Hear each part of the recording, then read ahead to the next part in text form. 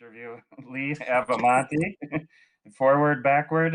He's got backward today, so I can do the forward, but Go both we ways. know him as at one point the youngest American to visit every country in the world, and incredible traveler, and still finds his love of travel, pivoting to new media. I want to ask him about all range of subjects. The question lines are open in the comments section to your own questions for Lee. And welcome. Thank you for joining us tonight. Thanks, man. Good to see you. You look good in what was that, a US Open hat? I like it. Yeah, I had to find one that was a sporting event themed one to try to do you proud. So yeah, it's a couple years ago, but that was a fun event. It was an early round match, the first one we saw, and Serena Williams. It was just like 32 minutes of just destruction, and it was the first time I had seen her play, and I'm not as up on getting in person to sporting events, but it just didn't even seem like it was a competition. It was like high school versus the pros almost. The way she overpowered that contestant. So yeah, in the early rounds, she could be tough to handle for some of the lower ranked players. But yeah, U.S. Open's a great event, man. I hope we get it this year. It's just down the street from me, so. Yeah, well, fantastic, and maybe we'll start there with sporting events, because we have a lot of country counters, country collectors going to every country in the world, and I can't imagine any are as into getting to sport experience as you. So maybe some even, I think, have an affectation that they don't even pay attention to sports, which I think is a shame. So if maybe the entry point is for someone who doesn't actually care about the sports itself, what are the best sporting events to go to for the travel experience? Yeah, I mean, the non-yearly events I find to be awesome, like the World Cup, the Euro Cup, which is every 4 years, was supposed to be this summer. Rugby World Cup's another one that I love. Things like that, really international events, and then the tennis majors. You mentioned U.S. Open, but like Wimbledon, the Aussie Open, the French Open, and of course some of the big Masters events, like the one in Monte Carlo is super cool. Indian Wells, which was recently canceled. I mean, those are just great events because you get people from all over the world, and great international sports. So it's not just Americans or not just like Brits or whatever. You get people from everywhere, and I mean Novak Djokovic is the best tennis player right now. He's from Serbia, so it's like and it switches. So it's fun, and soccer especially just. You get to go to cool places. Like I went to the World Cup in Russia in 2018, went to 6 cities in 7 days. And so, you get to see different cities that you wouldn't normally go to. I got to go back to Kaliningrad, which is fun, and got to go to like Samara and Kazan and obviously Moscow and St. Petersburg. So, I mean, it takes you to places, you might have been, but it makes you go there and you get to see it in a different light than if you had just visited when there's not a festival type situation going on. Tell me quickly about Kazan. That's a city out of historical imagination that I've not had a chance to visit. Besides Moscow and St. Petersburg, it's my favorite city in Russia, and I've been to many of them. And the kind of the centerpiece is the Kazan Kremlin, and it's great. There's this awesome, kind of futuristic looking mosque, so to speak, like in the middle of the town. There's a really nice river, and everything kind of goes off of that. And then they built this brand new soccer stadium, and it's just a nice town. It's very pleasant. It's manageable too. You can walk around it, not like Moscow or something. Yeah, Moscow is so unwalkable, and I love my walk. Well, it is walkable if you don't mind walking for a day, but oh, that's fantastic to hear. That's one that's been on my list. So if you're going to these events, are you fly in for the weekend? You fly in for 4 days? How do you get tickets? Do you need to plan way out or last minute? What's the strategy? For the international events, you usually have to get the tickets ahead of time. It's just a lot easier that way. So they do it like FIFA or UEFA or whatever, or rugby. They'll set up like a website, and you just go on and you request the games that you want. And honestly, I've never not gotten any games I want as long as you do it in advance. And like I said, it's great. So I'll usually kind of clump them together. Like for instance, the last Euro Cup was in France. And we went to, I think it was like 6 cities in like 8 days or something like that. I mean, I got to go to like stadiums in like Toulouse and like Saint Etienne, like places you wouldn't normally go to for a soccer match. And you get to see the city at its best because, all the bars and restaurants are really vibrant. People are going crazy. It's a lot of fun. So, and like, why would you ever go to Saint Etienne otherwise? So it was a good time, man. I really enjoy it. And it seems like, thinking of my own US Open experience that time, that going to the early rounds of a lot of these events could be more fun for the casual visitor and easier to get tickets because it's not just there's one match going on that day. There's a Mhm. whole bunch of activity to hop around to. Yeah, especially in tennis. Yeah, the best days are the U.S. Open early rounds because you can just kind of hop around between the different courts. Same with Wimbledon or the Aussie Open, and with the soccer tournaments, you have whatever 24 teams or 32 teams, whatever it Hmm. is, and you might not get the best game, but you'll get to see the city, you'll get to see a game, and a lot of the times, unless you really care, like if you're from Germany or from England or something like that, and you really want to see that particular team, you don't really care who's playing. Maybe you want to see one particular team, but it's just the experience of going, man. It's just so much fun, and the fans and the excitement. It's just good. Whose fans do you most enjoy hanging out with at these events? Um, the well, Nationality or a team? Or Well, I like to hang out with anybody who's playing England in any sport, and because I always want England to lose. And I love the Brits. Don't get me wrong, but I used to live in Yeah. England, and they just Okay. talk about the 1966 World Cup like it was yesterday, like they're the gods of international soccer or something like that. So I just like it when they have to eat it. I'm an Argentina. I'm an Argentina fan. I love Lionel Messi. I loved Maradona when I was a kid. He was why I got into soccer. Um, Obviously I cheer for the US, but the thing about the US soccer is even if we won, we wouldn't really care that much. So I like to root for the teams that would like really care. So like Argentina, like makes or breaks their lives. Mm.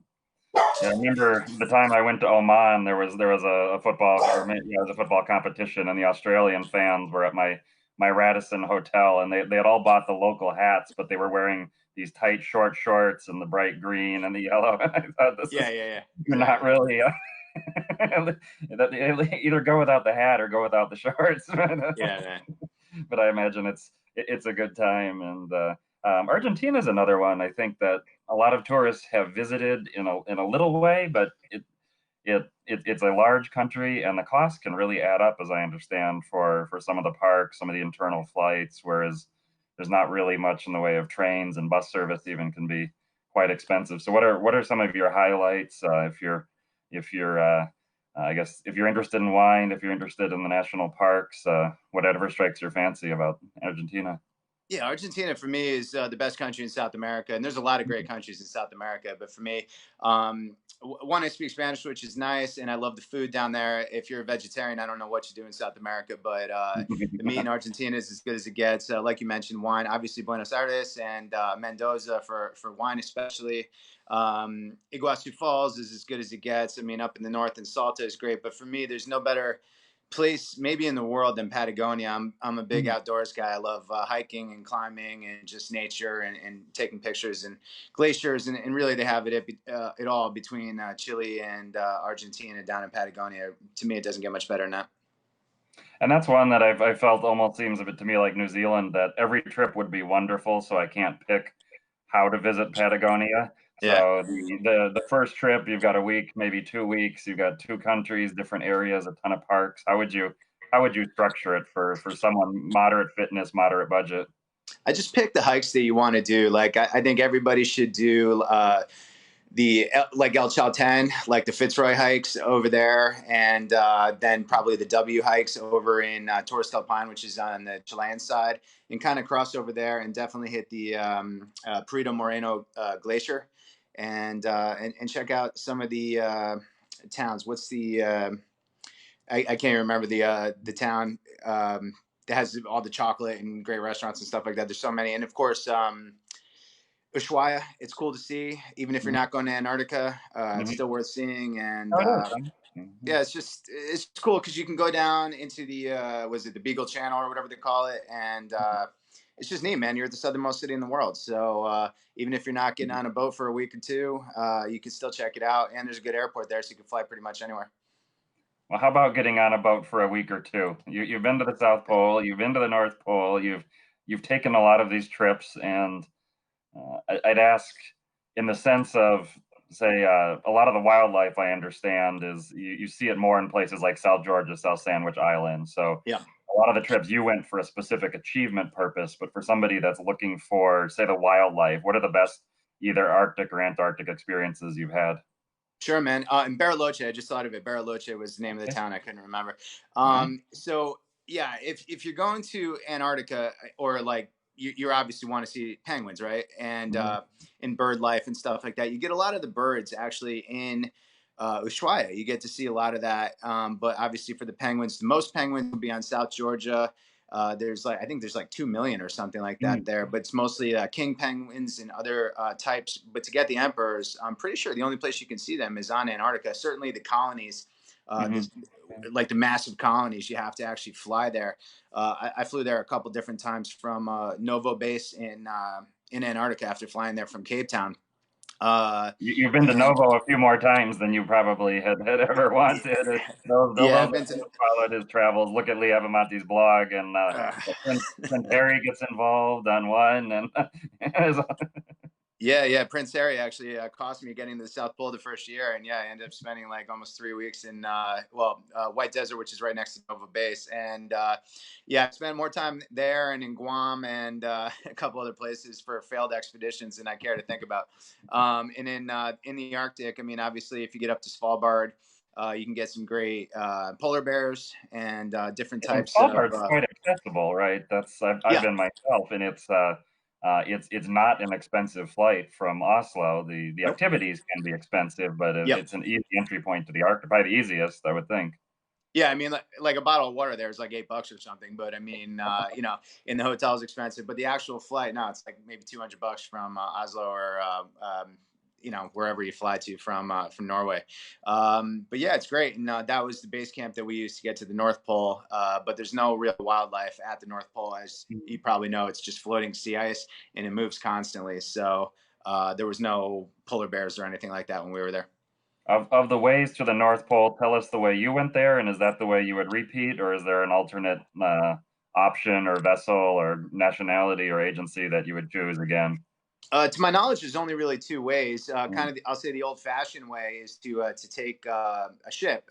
Well, mm, actually, two types of ship. I think there's a couple different icebreakers that go. mhm, The classic one is the 50 Years of Victory, which leaves out of Murmansk, mhm, and that's how a lot of people will do it. I think it's about a 2.5 week trip, give or take, mhm, round trip from Murmansk, and you just kind of go and come back. Maybe they stop at one of the islands along the way.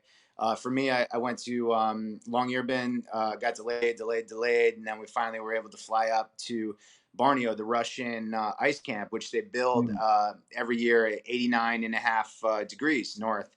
mm. And you fly there on one of those Russian military cargo planes. And from there, you take this crazy, like Soviet era twin propeller Oh, helicopter, and you fly to 90 degrees north. There's no specific destination because it moves every day, because it's floating sea ice. So you just fly to the 90 degrees, and then it's just super cool, and then you just get to hike around. They have this like really expensive vodka toast for everybody, and mm. it was pretty cool, man. It's expensive because the trip is expensive, or the vodka they charge you a la carte too. Well, it better be expensive considering how much they charge you. So I Yeah. mean, screw it, man. Have you spent time in Greenland? I did. I guess I did the day trip actually. So I was in Kulusuk, which is a village that I spent basically a full day in from Reykjavik maybe Oh, 10 years okay. ago. But that's one place I'd love to do more of. I know there's some like ships that go there and you make multiple stops. I'd like to go and do some climbing out there. I think it'd be pretty cool. Yeah, I have the same regret. I took the flight from Denmark, so it's the main base in the center near the ice sheet, Kangerlussuaq, and I spent the night there and did all the activities that they have there, and then really regretted that I hadn't planned more time to spend more time visiting and flying out. I think a ship might be better than those little flights to the different coast layers because they all were delayed the 24 hours I spent there. It didn't Yeah, really yeah, yeah. seem to matter where they were going. It's funny you mentioned Greenland. There's two places that I planned poorly that I wish I had given more time to. Really, if you talk about all the countries and territories, Greenland and Mongolia, I think, were the two places that I didn't plan well at all, and I didn't get the full experience. Even though I really liked my time in both, I feel like there was a lot more for me to do. So I hope to go back to both of them, soon, especially once the plague is over. Yeah, Mongolia is another one. I haven't, boy, that was maybe 17 years ago I was there and certainly wished I had spent more. And at the time there was just the one Italian family foreign restaurant where all the Yeah, expats and all the embassy people were, and upstairs from it was the expat strip club, and it was just preposterous that these families were eating downstairs and these men were going up the stairs. It was the oil men and the diplomats heading upstairs, and they were very drunk, singing country western songs, and Good and that old was Ulaanbaatar. yeah. Yeah, man. I think I had 3 days there. I stayed in like one of those yurts on the outskirts of town. It was like featured on The Amazing Race. This is probably about 10 years ago. And I didn't realize you needed like at least a week to really get out into the desert and do the stuff that I would have liked to have done. So next time. Yeah, I'm forgetting the name. The national park I spent a few nights at was, I think, the nearest to Ulaanbaatar, and it was just a taste of it. How about staying in that region, Central Asia, the ex-Soviet stands, the five of them? I've loved them all. I haven't revisited them in over 10 years. What are some of your highlights, and are they on the multiple visits list for you, or? Yeah. I last year after the World Cup, I flew directly from Samara to Astana. And so I just went there. I hadn't been to Astana. I'd only been to Almaty and the region around there. So this Mhm. was well, it's not called Astana now. It's called like I Nur was going to say Sultan. there's a name page, right? But I'm not going to try Yeah, to pronounce. Yeah, get him yeah, upset. Nur Sultan, which is just a weird place to be. It's kind of like Ashgabat with like I don't know, like a little bit of Vegas flair to it. It was kind of weird, Mhm. but I liked it. I mean, they had nice hotels, good restaurants, and it was interesting for sure. I mean, I wouldn't want to live there or anything, but I went back to Almaty, got to go up into the mountains, had some decent weather, so that was fun. And then I went back to Tajikistan and did that a little bit more. I went to Dushanbe, which I hadn't been the first time I was in the first time I was there. I was in the south, like Penjikent in the Margazor Lake region down there. So Mhm. yeah, I felt good about my visits. The other three I have not revisited. What is it? Turkmenistan, Uzbekistan, and Kyrgyzstan. Yeah, I haven't Mhm. revisited those.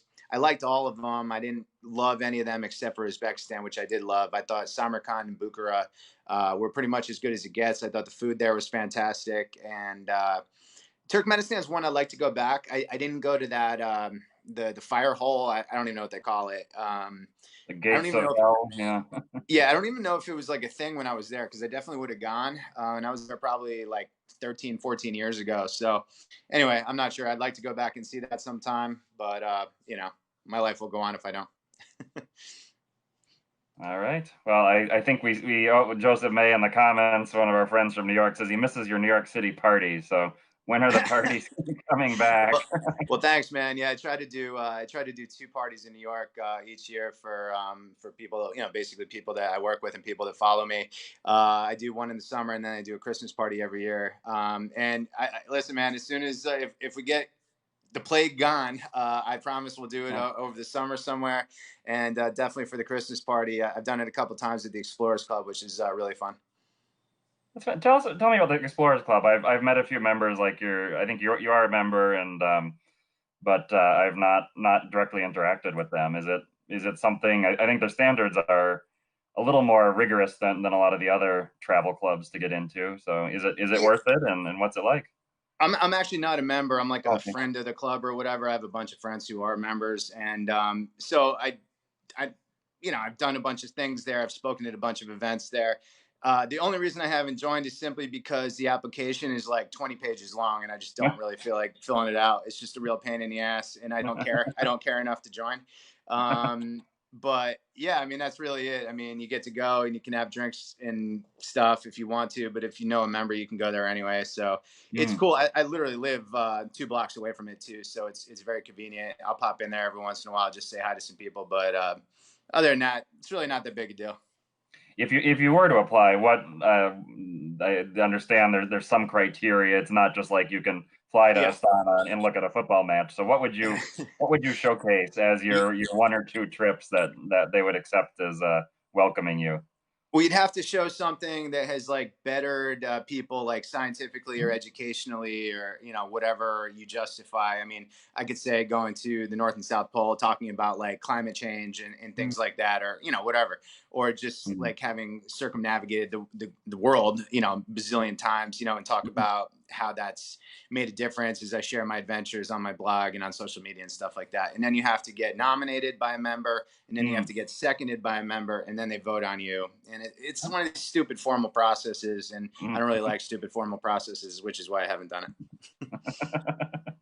All right. Well, we will skip any more stupid formal processes. We won't talk about any other clubs to have you pledge. But along those lines, I understand you've started mountain climbing. Is that going after the peaks? I thought about it for a little while, and I've done a few of the 7 summits, and I've climbed a lot of mountains, and seeing all that stuff going on at the top of Everest with like the traffic jams up there and like people dying and getting frostbite and stuff like that. And I know how frustrating it is to climb, not just high mountains, but do anything and then have to like wait. And you're kind of at the will of other people, and I really don't like that. So until they get that figured out, I'm not going to attempt Everest. Not to mention, it's like 100 grand or 200 grand or whatever it is to climb it, and weeks of your life. So I'd like to do it, but I don't really care anymore. I don't know. My priorities have kind of changed over the years. I stopped kind of caring about lists and stuff like that, and just more doing the things I really enjoy doing. Pick one that you enjoy doing. Well, I like climbing still, just not. I don't really care about the 7 summits. It's more like going to areas like I mentioned, Patagonia. I love going to Alaska and climbing and hiking there, and just seeing the national parks. The national parks in U.S. and Canada and in different places around the world that are similar, like New Zealand or Australia or Argentina or Brazil. I mean, to me, that's more interesting because it's more realistic. And you have been to all the U.S. national parks, correct? Yeah, that was a project I finished. I guess it was about 1.5 years ago, and man, I tell you, I always tell people that there's no better place to travel than the United States national parks, especially out west. I mean, there's a couple duds in the east and things, but the western parks are as good as it I think I gets. remember your review of what's the one in South Carolina, Congaree? Congaree, yeah, that one sucks. And Hot Springs in Arkansas, I didn't like. And I thought, I mean, it was nothing like what I would call a national park, but it was so quirky and bizarre. It was like Spa, Belgium, and I thought, how does this exist here? Yeah, exactly. It was like weird. And then there's one in Ohio called like Cuyahoga Valley, and I thought it was in like a neighborhood, and then all of a sudden, it's in a neighborhood where people are just driving through on their commute, and it's if you block out most of your view and focus on this little waterfall, then you're good. There's a couple. There's one in California, Pinnacles. I thought was kind of a dud, but honestly, other than that, I mean, I think they're all great. Especially California, Utah, Arizona. I mean, obviously Wyoming, Montana. I mean, Oregon, Washington. In Alaska, I think Alaska has 8, and they're so good. And Alaska has the real hard ones to reach, really expensive to get to, and you need the seaplanes, float planes, whatever you call them. And it's just fun. And the thing about the national parks is it takes you places you wouldn't go. Everyone goes to New York, LA, Vegas, Miami, that type of thing, but you don't necessarily go to like Duluth, Minnesota to get up to Voyageurs National Park and like Isle Royale. You know what I mean? Like, so it takes you to kind of random places you wouldn't go, and it forces you to take road trips. So aside from just seeing, the cities and the parks, you see everything in between, like all the weird Route 66 type stuff, Yeah, I grew up in Minnesota, and I had never been to Voyageurs until I went last year. And on the way, driving up, I was visiting my parents in the Twin Cities, so drove up, and on the way, it suddenly said Paul Wellstone Memorial Site, and that was where his plane crashed. And those that aren't familiar with U.S. senatorial history, that was a tragic event in his campaign, but it was very meaningful, and that was when I was a teenager.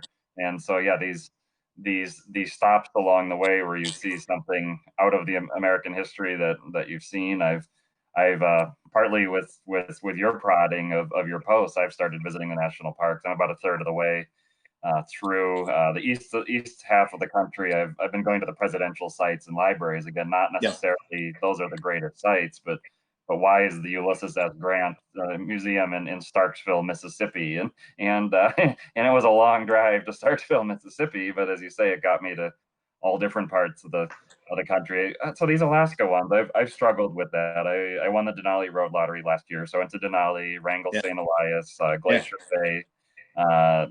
So the ones that you can get to cheaply and easily. And as you mentioned, a few are really expensive. You've been to them all. There's Gates of the Arctic. a few others. Which are the ones that you got to pay retail price and you still think it's that distinct that you should go for it? Well, the two hardest in the entire national park system. I mean, I'll take American National Park of American Samoa out because you can easily get there. It's just you gotta actually fly to American Samoa, which is a pain in Mhm. the butt. But and it's not really that good. That's another one that's kind of a dud, unless you get out to the outer islands, which is even more of a pain. But Yeah, to Koba, interrupt, I was thinking about when I went to American Samoa, I didn't know it was there, and I didn't. It turns out I just didn't turn left. I turned yeah, right when I was driving around, so I haven't been, but I've heard the islands make it more worthwhile. yeah, I haven't been out to the other islands. I've just been twice to American Samoa, and I drove everywhere you could go. I hiked everywhere you can go, but there's not that much, and it's very poorly signed. But getting back to Alaska, Mhm. yeah, the two hardest ones are Gates of the Arctic and Kobuk Valley, and you have to fly up to a place called Bettles, which is this remote kind of outpost Mhm. with a dirt runway kind of deal. You fly there from Fairbanks. It takes a while. Gates of the Arctic is, I mean, it's amazing, man. I mean, Mhm. like you fly over it, you take pictures, it's incredible. You land in the water, and then you get to go on and on land and do some hikes. There's nobody there. There's no roads. I mean, there's Mhm. no rangers there. There's nothing. And Mhm. Mhm. man, those sky views. They have this river that just kind of snakes like this in between like two mountains in a valley. It's just incredible. Oh, And then Kobuk Valley is famous because you're in the Arctic Circle and there's sand huh. dunes in the Arctic Circle, Wow. and you can, depending on which plane you use, you can actually land on the sand or you land in the water, and then you can walk over there. And I think they get about 50 visitors a year, and most of them uh, uh, do like a float boat thing, like Okay. whatever. And because it's really expensive to take the plane there from Bettles, and you can only stay for a few hours. So I don't know if it's worth it to spend thousands of dollars to go for a couple hours.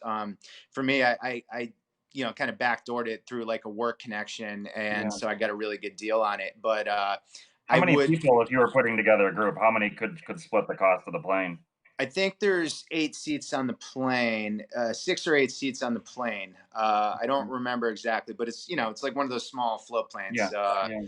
And Gates of the Arctic, I would definitely go to. And I mean, if you're trying to go to all of them, you can do them both in the same day. By the way, Mhm. that's how it was done when I did it, and Okay. it was great. I mean, it takes all day, but you get to see them both. And truth is, they're both best seen from the sky Okay. because there's no paths or anything in the ground is treacherous or whatever. Okay. And Danae in the comments, she's saying, how many national parks did you visit and how long did you need for the project? Well, I visited all of them, and Hmm. So now there are 62 for the US currently? Yeah. 62. Yeah, Mhm. because they just made White Sands a national park as well, which is awesome. By the way, I was really happy that they did Mhm. that. I mean, how long do you need? You go to Congaree, you walk around the swamp in an hour, and you're gone. Mhm. A couple of them, a lot of them, you drive like a scenic road, maybe do a couple hikes. I mean, very few of them take days or weeks. I mean, places like Yellowstone and Yosemite and Glacier, places like that. I mean, the Grand Canyon, you could spend days or a week there without question, without Mhm. question. So it really just depends is the answer. Yeah, I was surprised. I can feel like I'm a jaded traveler, but I went to Grand Canyon for the first time last year, and that is just on such a different. I mean, I've been Yeah. to what Fish River Canyon and maybe different places, but Yep. this it's like an Escher painting. So Matthew Allison, I think you know him out of San Diego, and he's a Minnesotan. He's rooting for Boundary Waters Canoe Wilderness Area, which is not a national park. I don't know if Right. another. I'm a bad Minnesotan. I've never been. I don't know if you've been, but you're not allowed to take engines, so it's all canoes. And Yeah. There's a lot of like marshy land in Minnesota. I don't know. so I'm yeah. not really sure, but what I was gonna say. You mentioned the Grand Canyon. As far as the best things to see in the national parks, the Grand Canyon and what's the one in Oregon? Crater Lake, man. Crater Lake, just as a singular site, is one of the coolest things in Mm. the world that you can see, especially if you get a clear day, like a sunny day. There's nothing as beautiful as that. Yeah, and for those that are watching from overseas, they may not be aware that in America the Beautiful Pass, it's less than $100 for the year, and you get Yep. into all of these. some don't even collect fees, like Gates of the Arctic. I don't think there's actually a fee because there's no one to Well, collect it. And yeah, yeah, there's no fee, but it'll cost you like $8,000 to go there. yeah. Well, the park fee, you save $10. Yeah, But, yeah. yeah, you mentioned visiting national parks in other countries. Are there any countries where you're trying to visit them all? No, no, but I've been to. I don't know the exact number, but I've been to at Hmm. least half of them in Canada, without really trying, just because I've been to all the provinces and stuff in Isn't Canada. Gary Arndt the photographer? He thinks that no one has actually been to every Canadian national park, and he's close. He's trying to get it. I know he's trying to do it. I have no idea if Yeah, anyone has done it before. yeah. I don't know how you would. I'm sure some Canadian has done it. I have no idea. I have no idea. Yeah, I mean, it's because some of them are way up in the Arctic, and it's like Yeah. just year after year, it's just zero visitors because nobody got the government permits, or like it would have to be like a government research group had a Yep. reason to go there, and then you somehow knew them and somehow got a seat. Yeah. And I mean, for me, the ones you just fly over, I don't really care. I want to be able to do something when I'm there. So I don't know is the answer. I've been to a lot of them in Australia, New Zealand, South Africa, Argentina, Mexico, places like that. pick some Canada highlights because I think Canada is underappreciated, and you've done a lot to talk It's about how one. incredible the Canadian sites are. It's wonderful, man. I mean, for me, there's few better places in North America than Western Canada. Between BC and Alberta, it really doesn't get much better than that. First of all, Vancouver and Calgary are two of the best cities in North America. Even Edmonton's a great city. And, I'm also a hockey fan, so I like going to hockey games up there. But Calgary Stampede is one of the great events in North America. But Whistler, Banff, Jasper, places like that are just they're just ungodly, man. They're just so beautiful, and I love that nature. And I don't ski, so I like to go to ski towns in the summer and Okay. go hike in the mountains. And there's not a lot of people, so it's nice. I actually really like Saskatchewan too. A lot of people kind of forget about the prairies in Manitoba and Saskatchewan in Canada, but I think Saskatchewan has a lot to offer. I'm not a huge fan of Regina, as opposed to just saying it over and over because I think it's a funny word. But Saskatoon, I think is great, and they got some great golf courses out there. And uh, obviously, everyone knows Ontario and Quebec, but I think some of the Maritimes have great golfing, especially Nova Scotia, like Cape Breton Island, Cabot Links, and then Prince Edward Island also has some good golf. And obviously, if you get up to like Newfoundland, and you can get up to St. Pierre and Miquelon, which I think is really cool too. Caitlin wants to know your favorite hockey team. The Hartford Whalers, which no longer Oh, exist if you know your hockey. I grew up in Connecticut and was a Hartford Whalers fan, and like almost 20 years ago or whatever, they were ripped from out from under me, and now they live in a place called Raleigh, North Carolina, where nobody gives a shit about hockey. didn't they have some great theme song? I'm trying to remember about the Hartford Whalers. There was Hartford Whalers. yes, yes. And but so talking about hockey, because I'm from Minnesota, but my father's from New York, so I certainly never had rink time at 4 a.m. when I was growing up. But seeing a hockey game in person, I feel like, is one of the most intense Yep. sport experiences, and it's horrible on TV. So Yep. convince people to go and watch a hockey game and where they should try to do it. Yeah, any of the Canadian stadiums, you can't go wrong. I mean, going to a game in Toronto or Montreal is kind of a religious experience. The other Canadian cities are good too, like Ottawa and Winnipeg and Vancouver and Calgary, but none are as good as Montreal, which has the most Stanley Cups, and then Toronto. They haven't won a Stanley Cup since 1967, but they think they're God's gift to hockey. So, and that's where the Hockey Hall of Fame is. So it's still fun to go, and I hope that one of these teams in like a place like Phoenix or Dallas or somewhere where they don't really care about hockey ends up in Quebec City one day. Because when they lost to Nordiques, I felt bad for them because they're a great hockey city.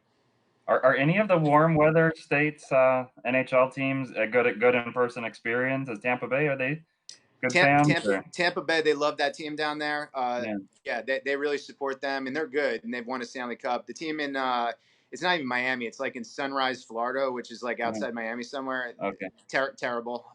Phoenix, Yeah. terrible. They got rid of the team in Atlanta. They're back in Winnipeg now. Vegas, they support the team. Dallas, like, whatever. But yeah, Miami and Phoenix should not have hockey teams. Yeah, Dallas. They ripped away the Minnesota North Stars that's mentioned in Yeah, the comments as yeah, well of yeah, yeah. getting yanked. And so another question that came up: worst place in the world that you've been to? Well, it's pretty well documented. I get asked this a lot, and I once wrote a article for Yahoo called "The Worst Place in the World." And I just wrote it. I didn't put any pictures in it. And then they put these ridiculous pictures of like toxic sewage dumps, and ended up getting something like 2,000 death threats. I'm not even joking either.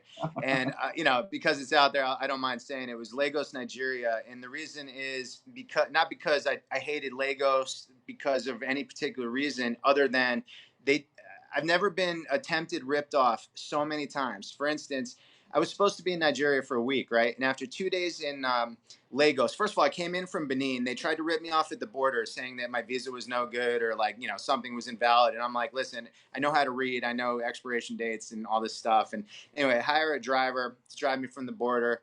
He stops halfway and demands we give him more money than we negotiated, right?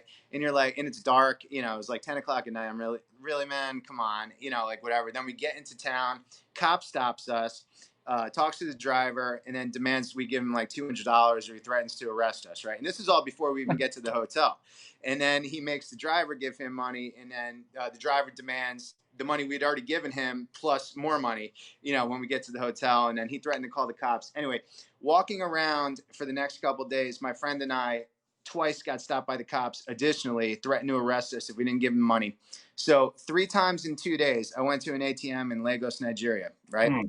How many times have you been to an ATM in your life, and how many times have you gotten the wrong amount of money? It's never happened, right? Never happened. Three Yeah, times in I think two. like once or twice it just didn't dispense, but certainly not the Right. wrong. So 3 times in 2 days, I went to an ATM and I got the wrong amount of money. Let's say I asked for $100. It wasn't like I got 99. It was like I asked for 100 and I got 4. Right. So then me, a big tall guy, like I walk into the bank or whatever, and I was like explaining, oh, listen, I tried to get out $100 and it only gave me 4. And then of course they accused me of trying to steal from them and threatened to call the police. I mean, and I'm just like, are you fucking kidding me, man? And I just had enough. And finally, me and my friend just look at each other. We're like, you know what? We're out of here. And we Just just a left. So cartoon steam coming out of your ears. yeah, dude.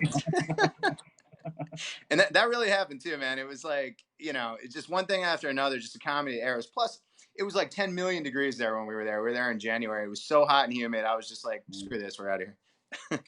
Okay, so we'll say a country that you recommend and enjoyed in West Africa on the one side of Nigeria and in Central Africa on the other side of Nigeria. What do For, you recommend in both rough regions?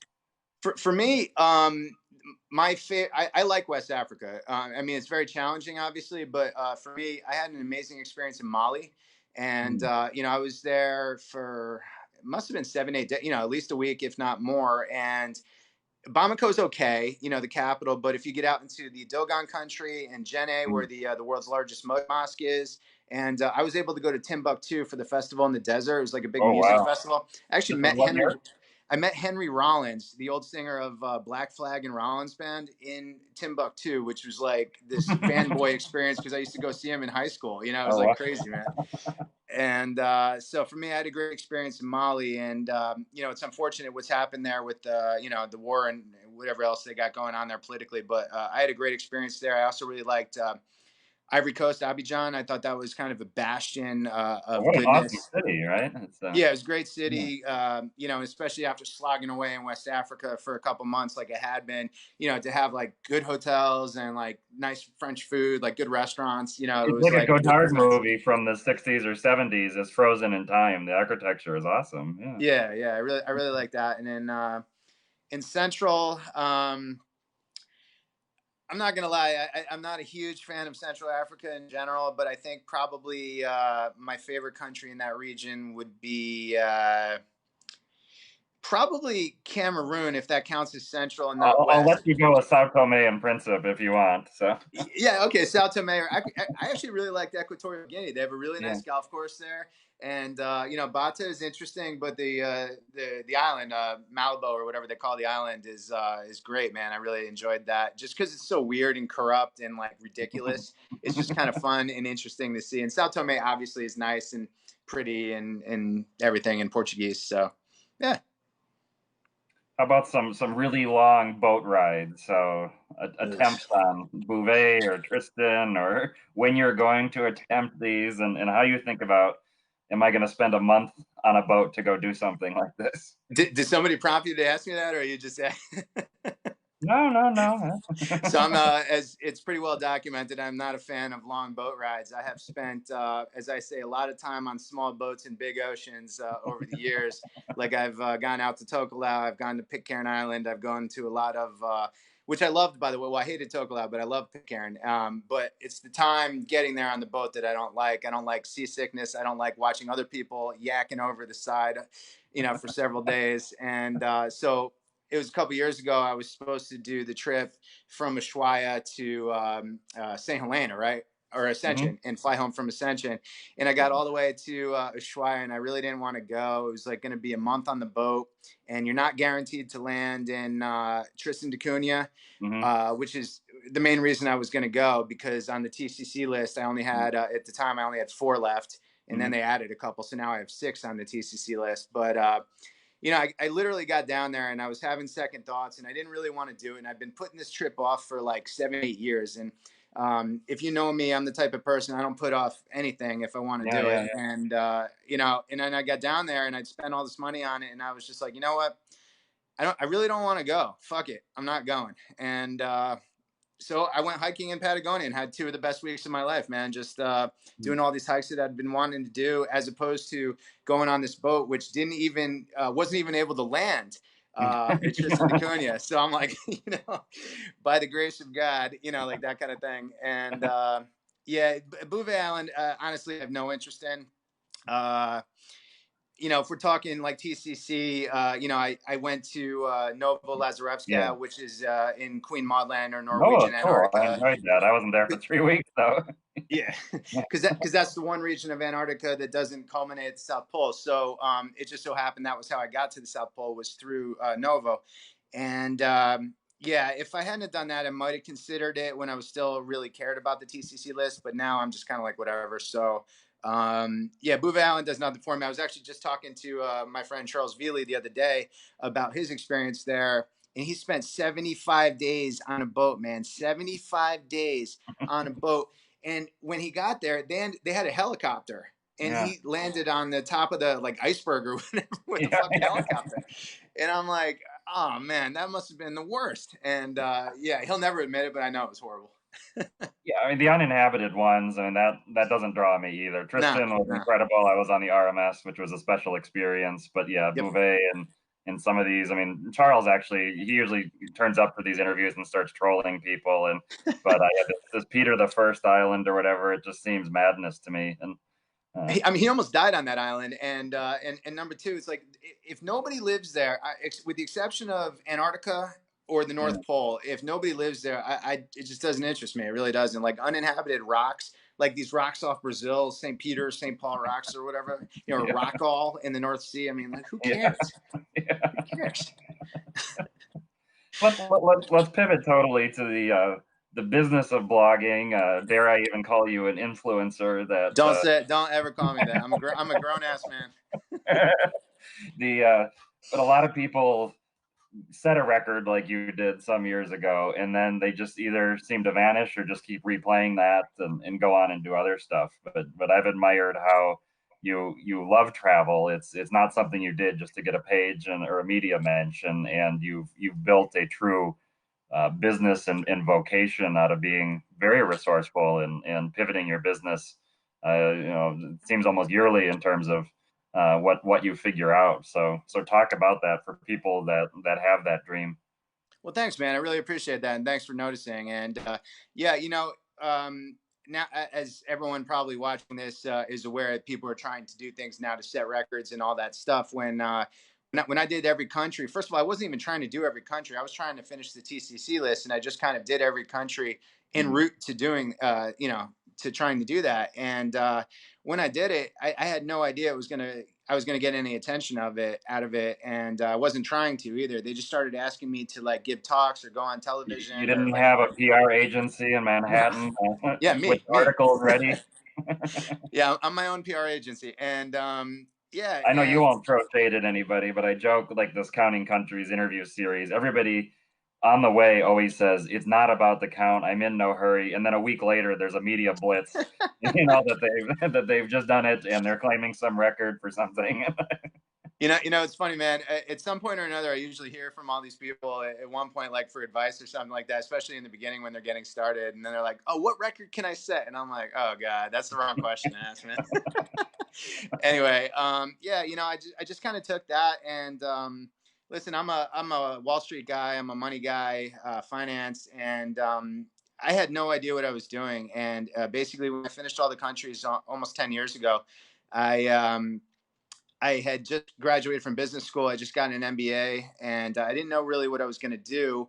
And I basically took the entire year of 2011 to kind of just figure out. And then what I had, I didn't know what I had at the time. You got to remember back then, there were so few people that had done all the countries, and very few others who had spoken about it publicly or hadn't. I don't want to make fun of anybody or whatever, but they had like personality to carry themselves and in a public forum or on television or anything like that. So when I kind of popped up, it was like, oh, this guy, he might work, and like I was like, okay, I might have something here. And then I started just kind of making contacts in TV. I had my website, and then I just started going to different conferences and kind of marketing myself and making contacts. And honest, man, that it's just so important making contacts. And for me, the ability to get on television early on doing this, I was on Fox and Friends every Monday for a long time, and that was so helpful. And this is not political at all. I talk about travel, not like you know politics, but it was If helpful there to were me. a way to get me to watch Fox and Friends. Yeah, yeah. but the point is getting on TV, especially the biggest morning show, was a really big deal for me, and it made me attractive for big companies. So all of a sudden, American Express offers me a contract, and I'm like, holy shit!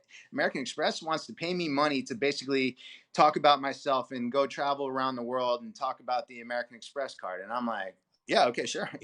Where can I Mhm. sign me up for more? And then when that happened, and again, this is almost 10 years ago, so there weren't all these influencer type people or bloggers or all that stuff. And then I just started adding a portfolio of companies kind of behind me.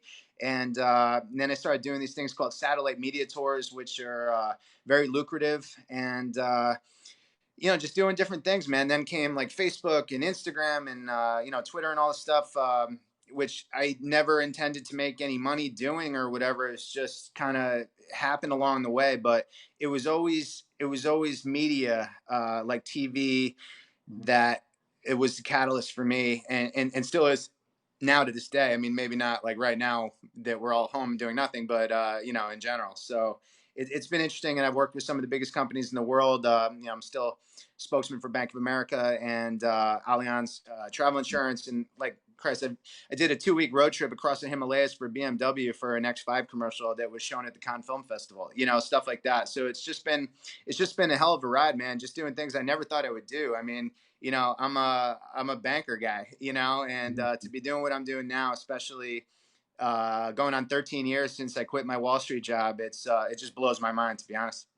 What do you mentioned satellite media tour? What does that involve? Yeah, it's so you've seen them, you just didn't realize you saw them, right? So Yeah. if you're watching the news, local news, so you know how they rank markets like 1 to like 300 or whatever it is, like Mhm. New York would be 1, and then like Terre Haute, Indiana would be like 280 or something.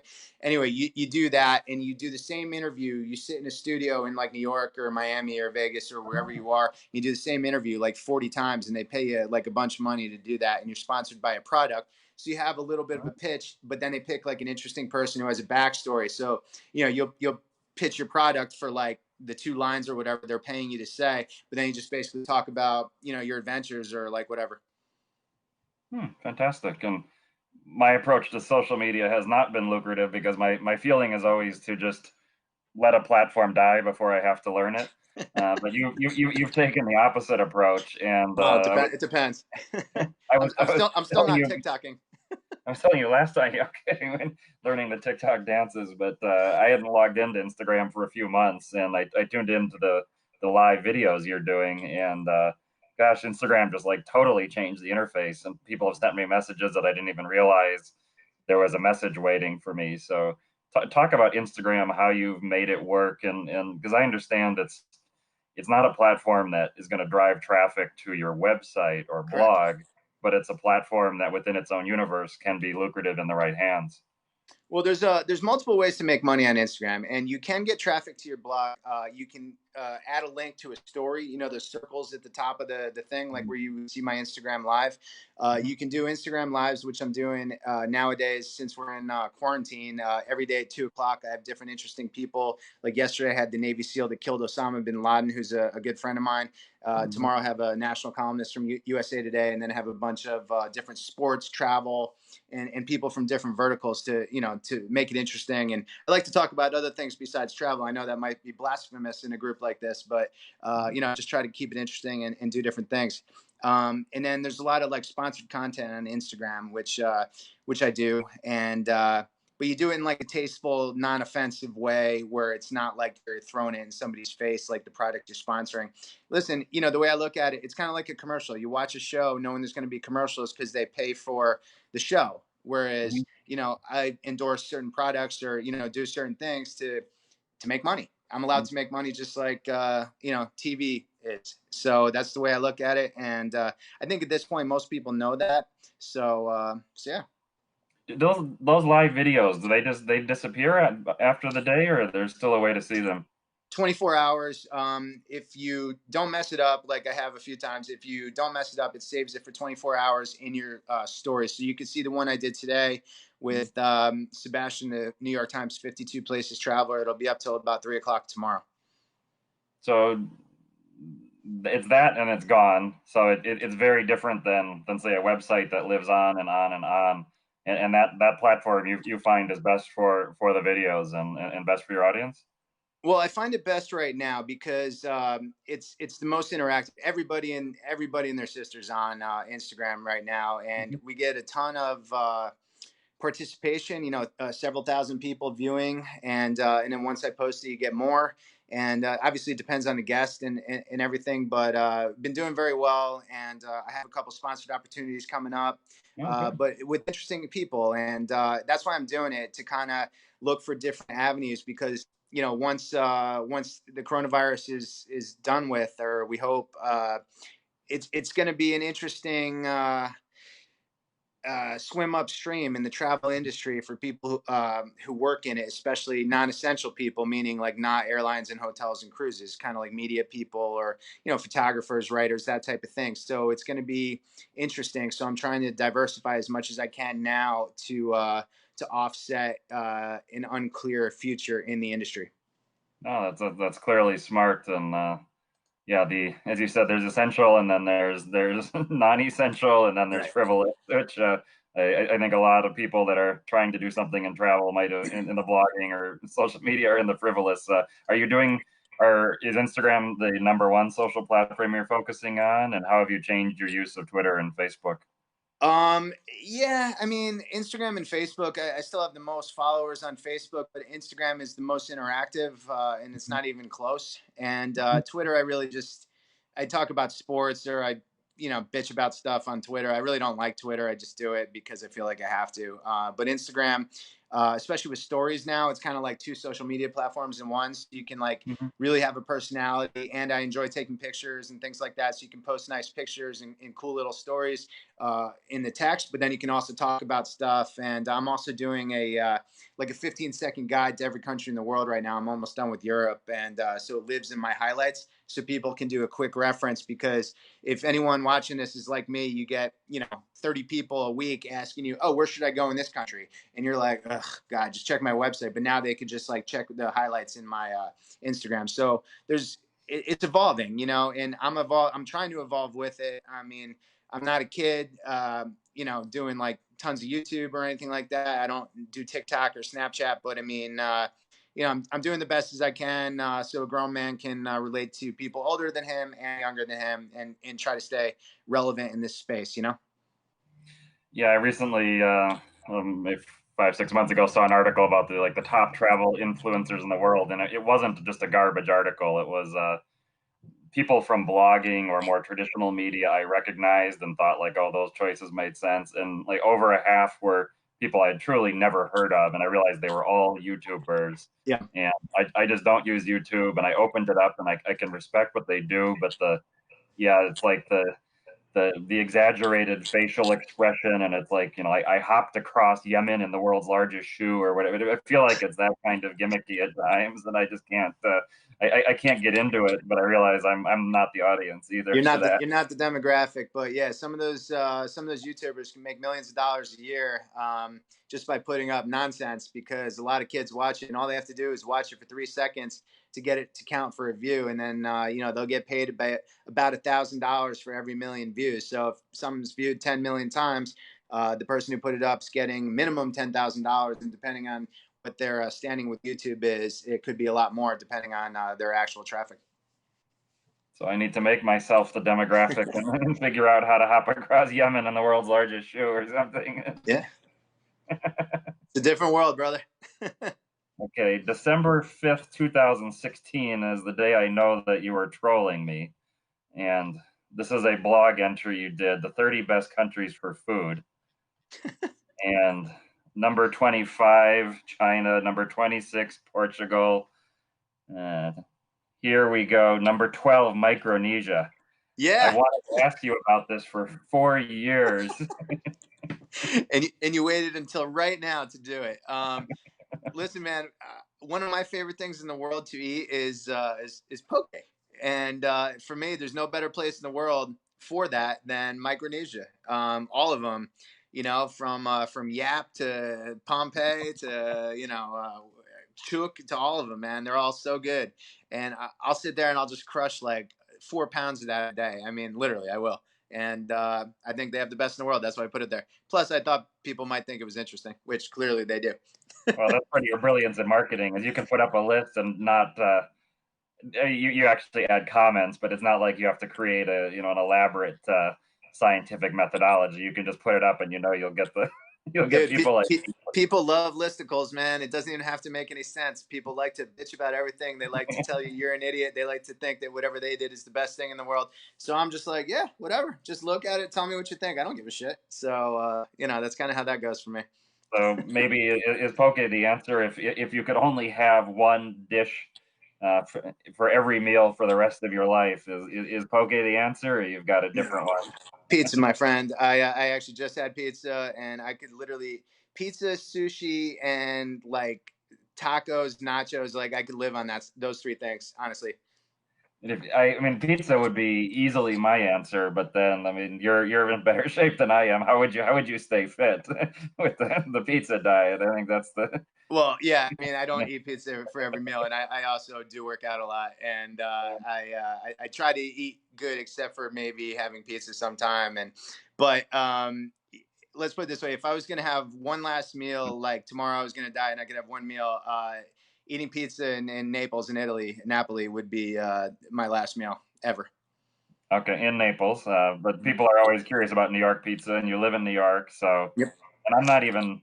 I lived in New York for 8 years, and I would indulge in those ridiculous 99-cent slices because I didn't really care about the quality of New York pizza. I didn't really like any of it, or I liked it all the same. So, what are the ones that of the iconic, not like they're doing Italian style really well, but that iconic over salted, very little sauce, mystery cheese New York slice that you go for? You obviously ate at the shittiest places in New York City, so you're a little bit jaded, it appears. And if you're Yeah. eating 99-cent pizza, I should, give you one of these. But first of all, there's only one good 99-cent place in all of New York City, and it's I forget the name of it, but it's on Bleecker Street between Sixth Avenue and McDougal Street. I forget what it's called. It's some guy's name, but There's it's one 99 by cents. the UN that I would always stop when I was coming back from getting some visa, and I was rushing back to work, and I needed that running Yeah. snack. Everything by the UN is shit. Nothing is good Yeah, over there. yeah. And all the best pizza places are pretty much concentrated in one area in the West Village, on Bleecker Street, between 6th and 7th Avenue. My favorite is John's at Bleecker Street. There's also Joe's in Keste, which is a Neapolitan style pizza. I love Numero 28. I love a place called Motorino. And then in Brooklyn, I like a place called Roberta's. And I was going to yeah, I mean, ask there's Brooklyn. So comparing head to head, staying in Manhattan, the places you just listed, or going over to Brooklyn just for pizza. Brooklyn has good pizza, but I think some of them are overblown. Like for instance, Grimaldi's and Roberta's I think are great, but I think DeFara is overrated, which is the other kind of famous one in Brooklyn that it's kind of iconic. It's really a pain in the ass to get to. You got to wait, and it's really just not that great. There's one in Vegas, by the way, which is horrible. So don't judge it on that one. The one in New York is way better, but Manhattan for sure has better pizza. I was just on a business trip to CES in Vegas in January, and this young, really bright tech guy was with us from New York, and he had never been to Vegas, and he just couldn't believe that there was an Italy. You know, it's like Yeah. a pastiche of New York and all of that. It's the same thing, just twice the size and double the price. And There's a famous restaurant in New York called Rao's, right? RAO''S, and there's one in Vegas, and the one in New York is the most iconic restaurant, literally in the whole city. There's only like 6 or 7 tables, and it's impossible, like 2 years to get a reservation. In Vegas, in Caesar's Palace, you just walk right in. You know, there's a million tables. You just sit right down. You're like, yeah, and you realize it's kind of overrated anyway. there was a vote for one dish. Massaman Curry was one. I didn't say mine. I would go for bibimbap. That it's pretty healthy, and I could enjoy it over and over again. One more about the business. One thing you don't do nearly as much is blog anymore. Your Is your what? posts are less frequent, and is Oh that yeah, an interest or a business decision?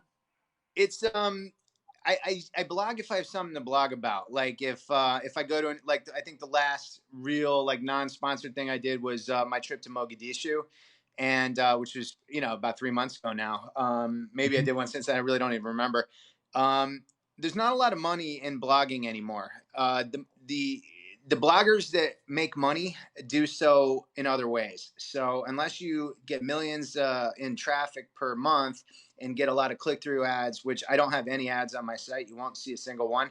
And because I've been making a lot of money in other ways, and like to kind of keep it clean like that, and not ram things down people's throat. Hmm. Oh, that's great. That's great that you have that, and I'll put the link to the Mogadishu post in the comments because that's Yeah, a great thanks. experience. That was a hell of a trip, man. We'll talk about it quickly. I went a few years ago as a Minnesotan. It was one of the two places, along with Sweden, in the world where everybody knows Minnesota. So I was welcomed warmly. What did you think? Yeah, I thought Mogadishu was great. I mean, great. You're not going to go there on your honeymoon or anything like that, but I mean, in terms of interesting places and some of the bad cities in the world, I thought it was as cool as it got. And I stayed in a place called the Peace Hotel. I'm sure some people watching this have stayed there. It's like got to be the most heavily fortified building, certainly hotel in the world, and that alone made it worth it. And then just driving around in a armored car with like 10 armed guards, like watching it. I went with this guy Trubinsky, who some people here probably know, and we just had a great time, man. We went to the beaches, talked to a lot of people, ate some good food, and just had a great experience. And the owner of the Peace Hotel, this guy Bashar, he took us around and showed us his like kind of private beach, and like it was just really nice. And it was much better than it probably would have been had you just kind of gone on your own and not had any guidance. And I found it a lot more interesting than Somaliland. So Mm. Yeah, and the creativity and the resilience of the entrepreneurship. That's yeah, that's what I found of the people meeting there. It's like you think about, oh, it's tough to run a business when you're in the biggest economy in the yeah, world, or second biggest, and have all these opportunities, and then you see people somehow not only surviving, which is what we assume that's even hard, and then yeah. building a business, uh, providing for their family, all of that kind of stuff. Another recent trip. There's so many I lose track because you aren't blogging as much, and I'm not as good following on social media that you took in the past year. That you think, even if the every country people will go everywhere anyway, but the interested in really learning about the world. What are a couple of recent ones that have popped out for you? I tell you, it must have been about a year and a half ago now. I was one of the first people, on one of the first flights to St. Helena with the new airport, Mm. and spent a week there. And man, I thought I was going to be miserable for a week on St. Helena. I couldn't get enough. I would have stayed another week. I thought it was wonderful. They have the most remote golf course in the world, so played a bunch of rounds. I was there with a buddy of mine who also plays golf, so that was pretty cool for us. There's some great hiking. You rent a car. There's some cool off-roading or Jeep. You really good off-roading, some beaches on the other side of the island, and all the roads are windy, so it takes a while to get places. So That you're incredible never, variety. Yeah, it's like yeah, you're like on 5 different islands each yep. corner you go to. That's Yeah, exactly right. And diving and snorkeling is cool. And they have the hotel. The name escapes me. It's in the post if you look on my website. Mantis St. Helena Memphis. Yeah. was like wonderful. I mean, it had good Wi-Fi, had good air conditioning, had a good bar, and an excellent restaurant. So, and right in the middle of Jamestown, the Did, capital there. And what's your time going up the ladder? did it in less than 10 minutes. That's all that mattered. Okay. All right, two quick questions that have popped in. How many New York hats do you own? I'm saying New York, but maybe we go by New York, or you drill Yeah, down. yeah. So this is my newest one. I'm trying to break in. So I have like 647 brand hats, right? But they stopped making them. The fitted ones. So they only have the ones with the adjustable strap, which drives me crazy. And because I've been wearing hats every day of my life since I was born, Yeah, basically. yeah. And so I'm breaking this one in now, and I have my other one over there, and I had that on before, but then I switched it right at the last second. So I have a bunch though, but some of them are so old and disgusting they basically turn into papyrus. That's how gross they are. Oh wow. And Natalia is asking, well, it turns out you're actually just a sidekick now. So how is it like to travel with Drew Binsky? Drew is he's my protege, man. I love that kid. He's just a good dude. Likes to play golf. He's vertically challenged, but he's a great kid, and I love him, man. I talk to him literally every day, Yeah. and yeah. And he puts out a video a day, right? I mean, he's got some incredible Uh, operation. Yeah. yeah, he's doing really well with the YouTube. Not so much right now because he's just hanging out in Arizona at home doing nothing. But generally, yeah, when he's traveling for sure. Yeah, I just can't imagine. As you said, the YouTube thing clearly has escaped me, and the production and the hours and the It's a dedication lot he lot has. of work, man. It's a lot of work. Yeah. Mhm. Yeah, And you got to carry a uh, lot of equipment. You should see how much shit he carries, man. It's crazy. It's crazy. plus golf clubs, or he does golf so when he's with you. Yeah, no. I mean, if we're going to golf, you bring your clubs. Otherwise, you just rent. Okay, Traveling with great, golf great. clubs is real pain. He has to travel with golf clubs, man. Okay, Pine Valley. Have you gotten Uh, yourself in yet? Pine Valley and Augusta, I have not played. Those are usually the first two that people ask me. And Pine Valley, actually, I haven't in it both. I haven't exploited my connections for either. But Pine Valley is a lot easier to get on than Augusta, so I'll probably try to play there. Well, maybe this summer if we can play golf. Otherwise, next year for sure. And for those that aren't golfers, and I caddied in high school, I haven't continued it that regularly, but it's a little mind bending that what's regarded as one of the best and hardest courses in the world is in New Jersey. It's not where people are assuming to Yeah. have that be the dream golf destination. Yeah, their membership list is like a who's who of the most powerful and important people in the world. It's pretty wild, man. So of the courses that are accessible without a hookup, famous ones. I mean, there's places like Pebble, there's Pinehurst, there's of course all the courses in the UK. What are some of the handful that are worth the big ticket? Well, I'll tell you this. You mentioned Pinehurst. I had my first hole in one there in October at Pinehurst, and then I had my second hole in one 7 rounds later at PGA West out in Palm Springs on the stadium course. So I highly recommend those because those have a special place in my heart. But Which Pinehurst number was it at? it was Pinehurst, the par three. So Okay. it was kind of does it count? Does it not count? But once I got the second hole, the one on a legit PGA tournament course, by the way, I was like, yeah, fuck it, I got two now. But in terms of best places to play in America, like the courses in Carmel, like Monterey Peninsula, Pebble Beach, Spyglass, I mean, Spanish Bay, it doesn't get any better. Cypress doesn't get any better than that. There in Bandon Dunes in Oregon are the two best clusters of places to play in America. And then I'd probably say Pinehurst, of course, Scottsdale and Vegas are great. But in terms of top courses, it's hard to beat the Monterey Peninsula and Bandon Dunes because they each have like 4 or 5 of the top 100 courses in the world. And then in the UK, any of the roto courses are awesome. Obviously, everyone wants to play the old course of St. Andrews, and it's amazing. Carnoustie, any of the courses that Royal Liverpool, any of them, they're all good. Kings Barnes, but then for me, I think the best courses in Europe are in Ireland, especially in Northern Ireland. If you were to ask me what's the best course in the world, I'll tell you it's Royal County Down in Northern Ireland.